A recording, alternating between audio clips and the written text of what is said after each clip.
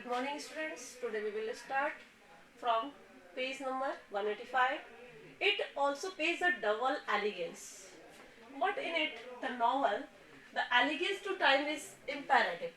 No novel could be written without it. Whereas in daily life, the elegance may not be necessary. We do not know, and the experience of certain mistakes suggests indeed that is not necessary, and that we are quite mistaken in supposing that Monday is followed by Tuesday or death by decay. It is always possible for you or me in daily life to deny that time exists and act accordingly, even if we become unintelligible or sent by our fellow citizens to what they choose to call a lunatic asylum. But it is never possible for a novelist to deny time inside the fabric of his novel. He must cling, however, lightly to the thread of his story. He must touch the interminable tape bomb, otherwise he becomes unintelligible, which in his case is a blunder. Now here is author wants to describe that it also pays a double elegance. It means I have already told you that double elegance is very necessary.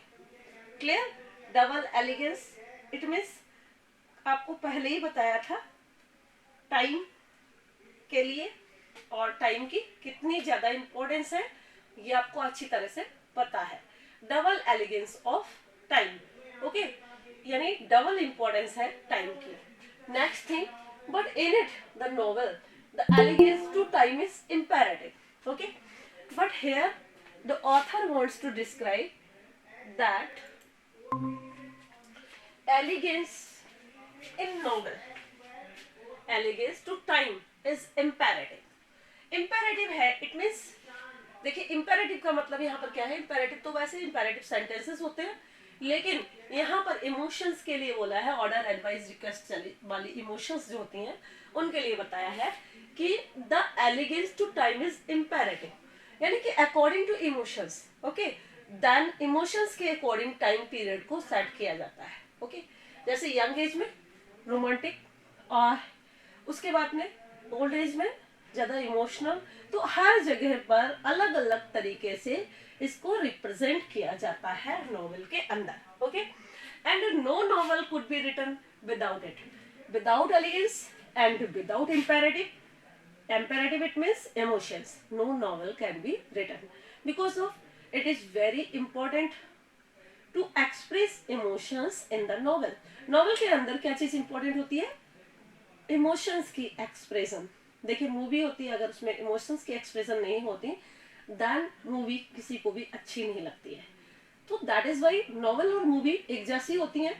तो that is why the author wants to describe here कि very necessary emotions are very necessary to make a novel. And whereas in daily life the elegance may not be necessary, although elegance not be necessary, just as daily routine life we wake up early in the morning and after it we pay attention other daily activities, and after it we pay attention towards our study in your student life. So that is there is no place of emotions. फालतू के emotions का कोई place नहीं है हमारी life में, यानी आपकी लाइफ में, मेरी लाइफ में. अगर मैं एग्जैक्टली प्रोफेशनल हूँ और अपनी बातों को मैं आपके सामने रखना चाहती हूँ, who are coming here, if they want to listen me then they are coming, then no problem. I will express all my feelings fully, and in the same manner you should pay attention towards it. It means you should fully learn all the things and which are necessary in your life. It means which are necessary in your subject, and if you want to get good marks. Totally there is one thing, you should get good marks in literature, so that is why you are listening here.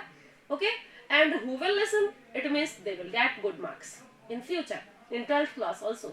If they are not coming in the class, if they emotionally attached it, that ma'am says something to me on that time, ma'am ने मुझे डांट दिया था, तो that's it not should be in your life. Student life में इस तरह की बातें नहीं होती हैं, बिकॉज ऑफ अगर मैम आपको डांट रही है तो it's the benefit of you.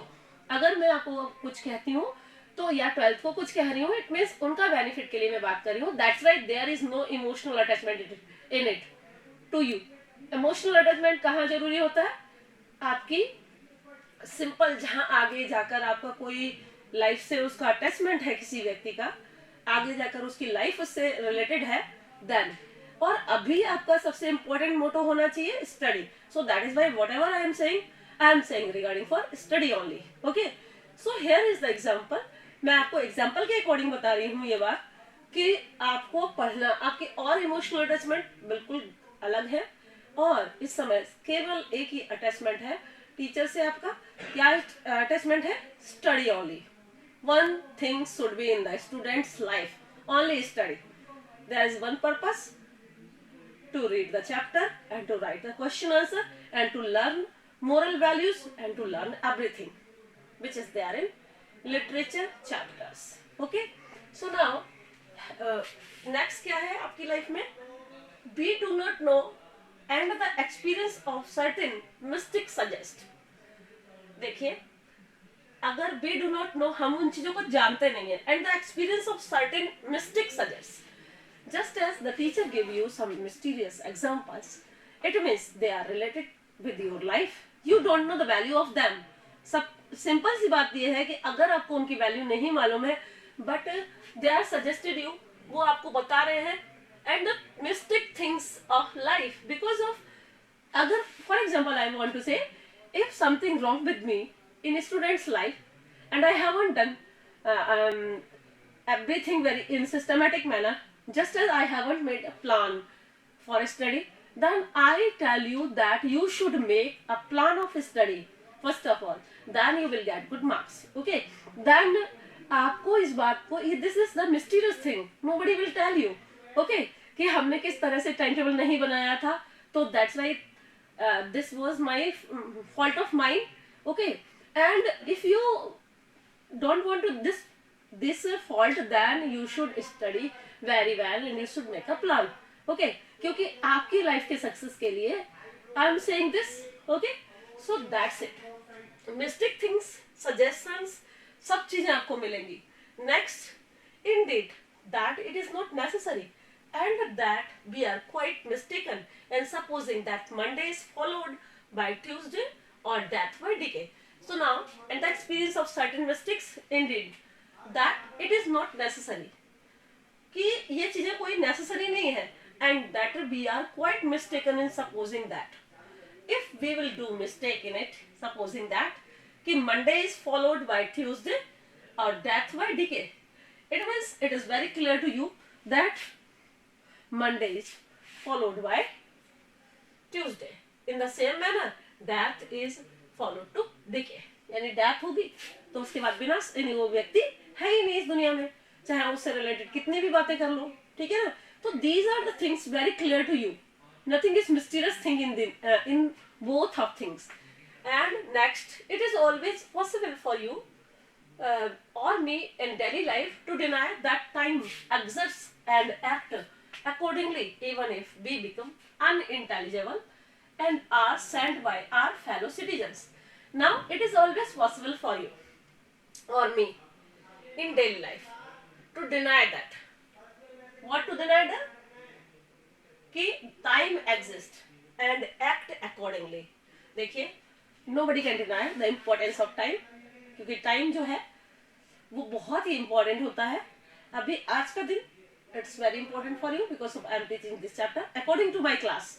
I am telling you, and after it next day this will not be explained.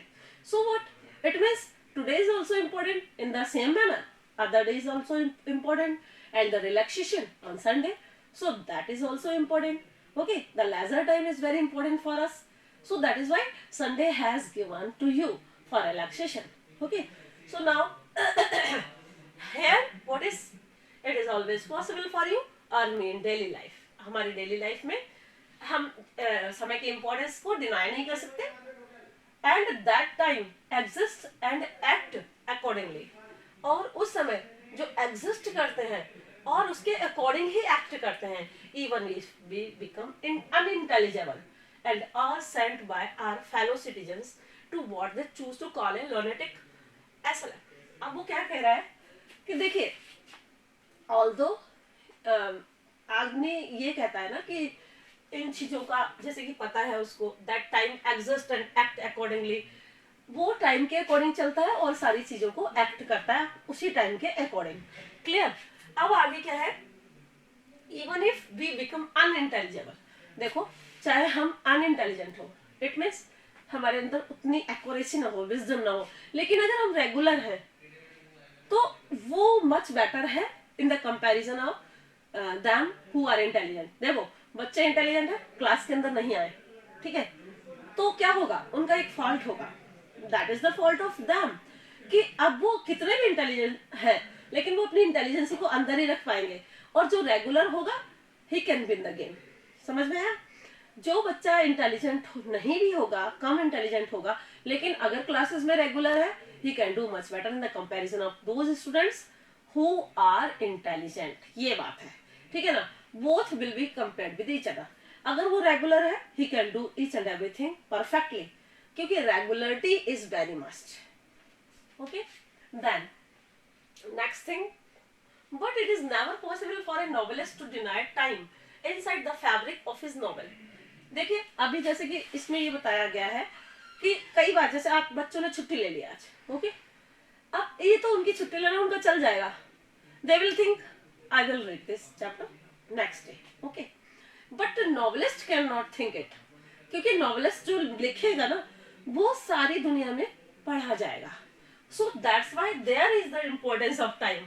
आपने आज चैप्टर नहीं पढ़ा, कल पढ़ लिया, इससे आपको इतना ज्यादा इफेक्ट नहीं पड़ेगा, लेकिन नॉवेलिस्ट जो है उसके लिए क्या है, but it is never possible for a novelist to deny time. Time को वो डिनाई नहीं कर सकता, उसको अकॉर्डिंगली ही सारी चीजें एक्सप्रेस करनी होगी which are very important in our life. Okay, मतलब in the life of novelist और in the life of novel. Novel के अंदर वो बहुत इंपॉर्टेंट है, क्योंकि जो अगर वो गलत तरीके से लिख देगा तो nobody will read it. Okay, तो वो एक ऐसा इंपॉर्टेंट पर्सन है कि उसकी पर्सनैलिटी सबके लिए होती है।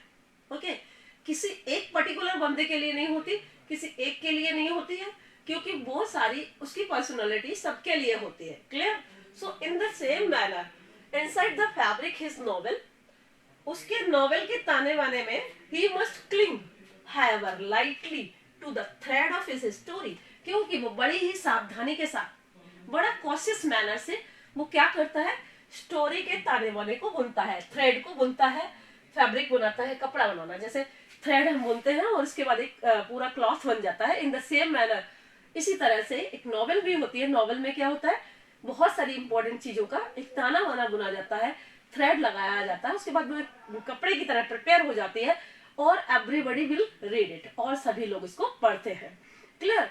सो यार इनके मतलब हेयर उनकी लाइफ में, नॉवेलिस्ट की लाइफ में और नॉवेल में एक बहुत इंपॉर्टेंस है टाइम की। He must cling however lightly to the thread of his story, क्योंकि वो बहुत माइन्यूटली ऑब्जर्वेशन के बाद चीजों को व्यक्त करता है, और इसके बाद उसकी नॉवेल बहुत फेमस भी हो जाती है, और उसके लिए उस वर्ल्ड में वो पूरी तरह से मतलब कोई वर्ल्ड में फेमस हो जाता है। अगर इंग्लिश में नॉवेल लिखता है, हिंदी में नॉवेल लिखता है, तो वो इंडिया में फेमस हो जाता है। Clear? And he must touch the interminable tape warm, otherwise he becomes unintelligible। देखिए आप अगर नहीं पढ़ेंगे एक दिन चैप्टर तो अनइंटेलिजिबल का आपके ऊपर टैग नहीं लगेगा, क्योंकि देखिए आपका केवल इतना सा है कि आप एग्जामिनेशन देंगे और आपके क्वेश्चन आंसर आप लिखेंगे, बट हेयर ये जो नॉवेलिस्ट है इसको दुनिया पढ़ेगी। ओके, और आप में से ही कोई नॉवेलिस्ट भी बन सकता है जो कि इंटेलिजेंट हो, और ये जरूरी नहीं है कि वो आज इंटेलिजेंट नहीं है इतना नॉवेल के लिखने लायक तो वो बड़ी एज में आके नॉवेल लिखने लायक नहीं बनेगा। ये बिल्कुल भी करेक्ट नहीं है, क्योंकि कोई भी बच्चा कम इंटेलिजेंट हो सकता है स्कूलिंग टाइम पर, मे बी वो बाद में बहुत इंटेलिजेंट बन सकता है। ओके, सो दैट्स इट कि नॉवेल जो है ना, नॉवेल के अंदर अगर वो गलत चीज लिख देगा, अगर टाइम को मैनेज नहीं कर पाएगा, देन अनइंटेलिजिबल बन जाएगा वो, which in his case is a blunder, जो कि उसके लिए एक ब्लंडर मिस्टेक होगी ये। ओके, बहुत ज्यादा बड़ी मिस्टेक होगी कि भाई जो लिखने वाला है अगर वो ही गलत लिख रहा है, इट मीन्स तो दूसरे लोग कितना गलत, उनको कोई फर्क नहीं पड़ता दूसरों को, क्योंकि दूसरों की लाइफ जो है, दूसरों की लाइफ खुद तक सीमित होती है, बट जो नॉवेलिस्ट है, राइटर्स हैं और टीचर्स हैं, उनकी लाइफ जो है दूसरों को अफेक्ट, दूसरों पर उनका प्रभाव पड़ता है, अफेक्शन होता है उनका, इट मीन्स उनका इफेक्ट बच्चों की लाइफ पर पड़ता है या फिर रीडर्स की लाइफ पर पड़ता है। That is why they should be super. यहाँ पर वो ये कहना चाहता है अनइंटेलिजिबल का टैग लग जाता है उस नॉवेलिस्ट पर अगर वो चीजों को मैनेज नहीं कर पाता है। That's it. I am trying not to be philosophic about time, for it is experts assure us a most dangerous hobby for an outsider, far more fatal than plays, and quite eminent metaphysicians have been dethroned through referring to it improperly. देखिए, मैं ये नहीं कह रही, इसमें novel यहाँ पर author कह रहा है I am not trying not to be philosophic, कि हमें, मैं ये नहीं कह रहा कि तुम फिलोसफिक हो जाओ टाइम के बारे में, about time, for it is expert assurance, expert हमें इस बात की एश्योरिटी दिलाते हैं that a most dangerous hobby for an outsider, outsider के लिए एक बहुत ही डेंजरस हॉबी है, फार मोर फैटल देन प्लेस, जो कि प्लेस से भी ज्यादा फैटल है, घातक है। Next, and quite eminent metaphysicians have been dethroned through referring to it improperly। देखिए क्या है कि मेटाफिजिशियंस जो हैं उनके लिए, मेटाफिजिकल पोएट्स भी आपने सुना होगा जो आपके 12th में है लिटरेचर में, तो इसी तरह से मेटाफिजिशियंस जो होते हैं, मेटाफर क्या है, मेटाफर वर्ड से बना है ये, metaphor is a figure of speech, जिसमें क्या करते हैं, metaphor is a figure of speech in which comparison is made between two objects but words of comparison as and like are not used, यानी compare करते हैं उन चीज को और डायरेक्टली उसको, जैसे the world is a stage, okay, like a stage अगर लिखा जाता, the world is, William Shakespeare ने लिखा the world is a stage and we are merely players, okay, तो the world is a stage उन्होंने सीधे बोल दिया, इसका मतलब क्या है, ये metaphor, figure of speech, okay, तो metaphysicians have been dethroned through referring to it improperly, अगर वो इम्प्रॉपर वे में मेटाफर, फिगर ऑफ स्पीच का मेटाफिजिशियंस यूज करेंगे, देन व्हाट विल हैपन, सारी चीजें रॉन्ग हो जाएंगी, क्लियर, तो उनके लिए ये चीजें बहुत जरूरी है। I am only trying to explain that as I lecture now I hear the clock ticking. देखिए यहाँ पर उसने कहा आई एम ओनली ट्राइंग, केवल मैं ये ट्राई कर रहा हूँ टू एक्सप्लेन दैट, इस बात को एक्सप्लेन करने के लिए, एज आई लेक्चर नाउ, जैसा कि मैं अभी लेक्चर दे रहा हूँ, आई हेयर द क्लॉक टिकिंग, मैंने क्लॉक की टिकिंग सुनी है। What, excuse me ma'am, ma'am time हो गया शायद। just a minute, wait, ticking, I retain or lose the time sense, okay, whereas in a novel there is always a clock। देखिए actually क्या है कि टाइम को टिक टिक, मतलब घड़ी जो होती है उसमें टिक टिक टिक की आवाज आती है, ओके, एंड ऑलवेज, अब now he is saying I retain और lose the time sense, whereas in a novel there is always a clock, इसीलिए नॉवेल के अंदर ऑलवेज एक क्लॉक होती है, समझ में आया, और क्लॉक होती है ना, तभी वो नॉवेल सीरीज बाय सीरीज बढ़ती चली जाती है, ओके, यह नहीं है कि अगर, मैंने कल भी आपको बताया था, उससे फर्स्ट डे भी बताया था कि मूवी कई बार फ्लैशबैक में चलती है, लेकिन वो पूरी कहानी उसी लास्ट पास्ट टेंस में दिखाते हैं और लास्ट में प्रेजेंट, लास्ट में आता तो वो प्रेजेंट हो जाता है, यानी कि अगर ओल्ड एज का डिस्क्रिप्शन है स्टार्टिंग में और फिर वो अपनी पास्ट की कहानी सुनाता है पूरा मूवी में और फिर लास्ट में उसको फिर ओल्ड एज में दिखाया जाता है, इट मीन्स वो टाइम सेट करते हैं अच्छी तरीके से, जो कि वेरी इंपॉर्टेंट होता है क्लॉक के बिना, यानी क्लॉक के बिना उनका कोई भी डिस्क्रिप्शन अच्छी तरह से नहीं हो सकता। The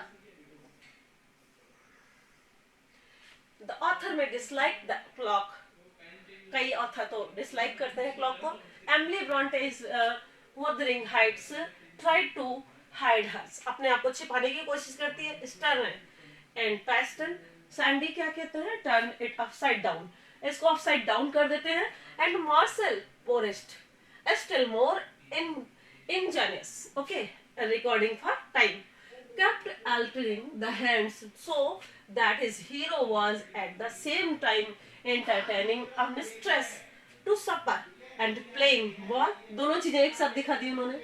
Next thing, with his nurse in the park, और इसके साथ साथ nursing in the park nurse करना उनको पार्क में ये भी दिखा दिया.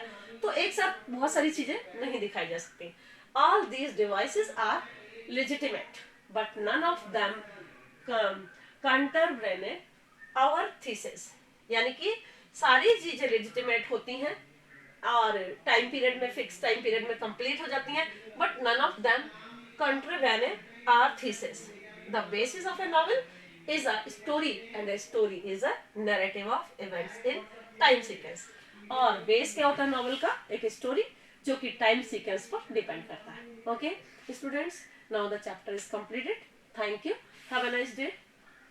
Thank you ma'am.